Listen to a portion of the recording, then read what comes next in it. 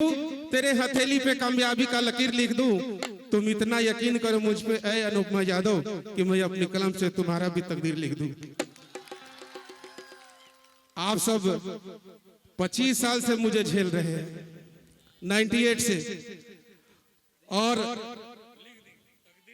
चले आ गया तकदीर लिखने के लिए पैसा आ गया, लेकिन हम एक गाना का 3000 रुपये लेते, लेकिन 500 दिए।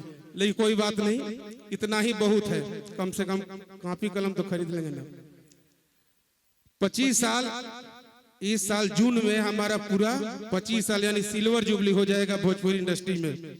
25 साल से काम करते हुए, और 25 साल का हम लोग सिल्वर जुबली हम मनाने वाले हैं दिल्ली में, और केक भी काटेंगे और आप सबका आशीर्वाद भी लेंगे कि मैं चाहूंगा कि जब तक जीऊं तब तक आपके लिए लिखता रहूं।